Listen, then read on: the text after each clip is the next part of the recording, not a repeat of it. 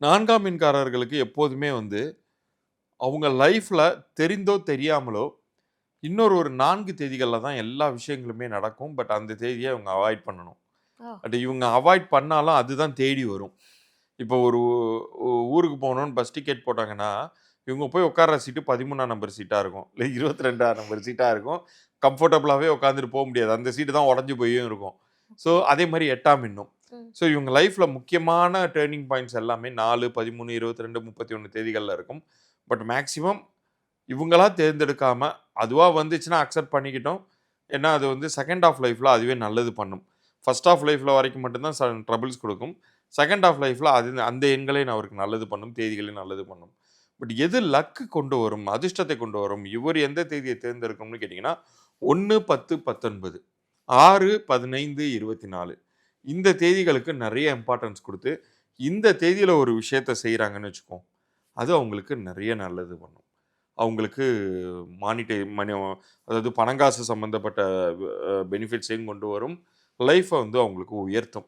அவங்களுடைய favourable result இப்போ ஒரு பேங்க் மேனேஜர போய் பார்க்குறாங்க. பார்த்தா அவரு வந்து லோன் சாங்ஷன் பண்ணணுங்கிற ஒரு இடத்துல இருக்காருன்னு வச்சுக்குவோம். இவங்க இந்த தேதியில தேர்ந்தெடுத்து போனாங்கன்னா, 90% ஃபேவரபிளான ரிப்ளை அங்கேருந்து கிடைக்கும். ஸோ எந்த தேதிய அவாய்ட் பண்ணியே தீரணும் அப்டின்னா, 8, 17, 26 தப்பி தவறி கூட இவங்க வந்து எடுத்துக்கவே கூடாது. இப்போ ஒரு வேள ஒரு முக்கிய நபர போய் பார்க்கணும். இந்த 8ஆம் தேதியில தான் அவரு அப்பாயின்ட்மென்ட் குடுத்துருக்காருன்னு வச்சுக்குவோம். அட்லீஸ்ட் அந்த செகண்ட் ஹால்ஃப் டயத்துல போய் பார்க்கணும். ஃபர்ஸ்ட் ஹால்ஃப்ல அந்த 8னுடைய இன்டென்சிட்டி கம்மியாக்க விட்டு, 2வது மதியத்துக்கு மேல போஸ்ட் லஞ்ச் போய் அவங்க மீட் பண்ணலாம்.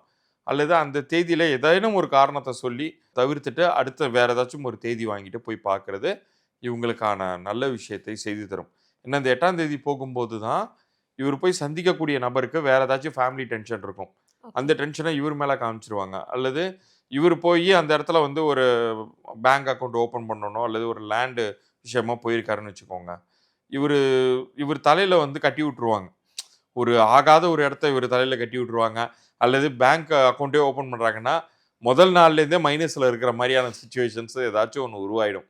அதெல்லாம் அவாய்ட் பண்ணிக்கணும். ஸோ நான் 8 வந்து அவங்க அவாய்ட் பண்ணிக்கணும்.